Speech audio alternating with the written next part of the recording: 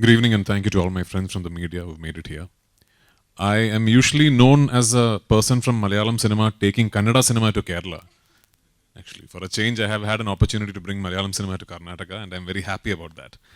Uh, for people who have been keeping track of our promotional campaign for the film, I'm assuming this is going to be a done to death story, but I believe I owe the courtesy to my media friends in Bangalore to take you through a small recount of how this film came into being.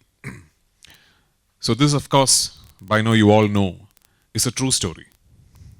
It's the life of Mr. Najib Muhammad, who, following a series of unfortunate circumstances, got stuck in a desert in the Gulf in the early 90s and had to spend almost 3.5 years in forceful confinement under forced labor, pretty much modern day slavery, till he managed to incredibly escape from the desert.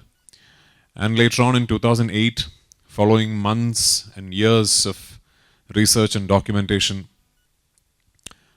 Benjamin, the author, finally documented the man's life into a beautiful novel called Aadajeevitham. It was published first in 2008, and as soon as the first edition came out, the novel was a smash hit. It became almost pop culture in Kerala. And as we speak today, it is still being published, and we are now on the 251st edition. So as soon as the novel came out, I think the first set of people to be really thinking about the novel were cinema people, because it immediately came across that this would make an epic piece of cinema. And I know personally that back then in 2008, early 2009, a lot many filmmakers, a lot many actors, a lot many producers, not just from Malayalam cinema but from other languages as well, had their eyes on Aadajeevitham, the novel, to try and procure the rights. But as destiny would have it, it was Mr. Blessy who managed to get the rights. And as my luck would have it, Mr. Blessy thought it was me who should be playing Najib in his dream film, his magnum opus. And that happened in early 2009 when Blessy sir and me shook hands and we decided that we are going to do this film. So remember, back in 2009, Pan-India did not exist. The word had not yet been invented. But we still knew all those years ago that eventually when we are able to do this film, we want to try and attain the vision that Blessy sir had in his mind. And he always thought of this as a big canvas, grand scale film. And we always knew that whenever the film was ready, we would love to have it released all across the country, all across the world, at least in 5 languages from India. It took us 10 years to finally start shooting, because the scale and the canvas of the film was so big that in 2009 it was next to impossible to think of something like this from Malayalam.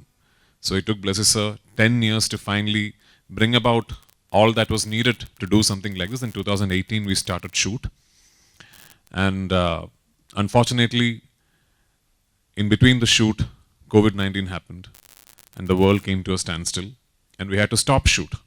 We were shooting in Jordan when the international lockdown happened and we had to stop shoot. Not only did we have to stop shoot, our entire team comprising of 80 to 100 people, we were stuck in Wadi Rum in the middle of the desert in Jordan for almost 3 months till we managed to get a repatriation flight to come back to India. The shoot was suspended for almost 1.5 to 2 years till we finally managed to regroup, go back to Algeria, shoot the escape portions of the story. Then we came back to Jordan. We finished what we could not shoot when we went there in 2020. And then we came back to Kerala, did a few patchwork scenes that we had to inside sets. And finally the film got wrapped. Its principal cinematography got wrapped.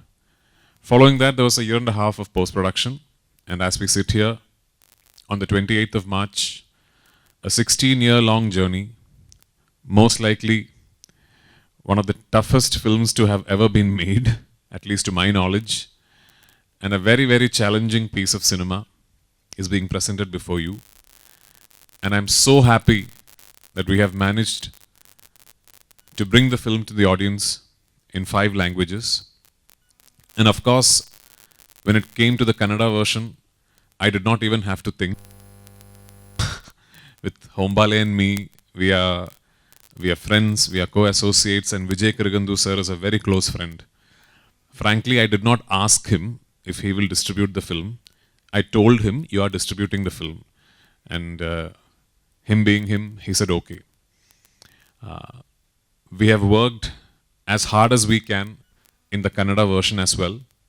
We have tried to create as much of originality, keeping the Malayali culture and nativity within the film for the audience who would like to see the film in Kannada. And I have once again attempted the misadventure of dubbing it in Kannada as well. So when you watch the film, pardon the bad Kannada. I really look forward to hearing what you think of this passion project that we are presenting before you on the 28th of March. Once again, thank you for being here. Thank you sir. ನಮ್ಮ ಎಷ್ಟೋ ಕನ್ನಡದ ಸಿನಿಮಾಗಳು ಹೆಚ್ಚಿನ ವಿಡಿಯೋಗಳಿಗೆ ಪ್ರತಿಧ್ವನಿ YouTube channel subscribe ಮಾಡಿ, bell icon click ಮಾಡಿ.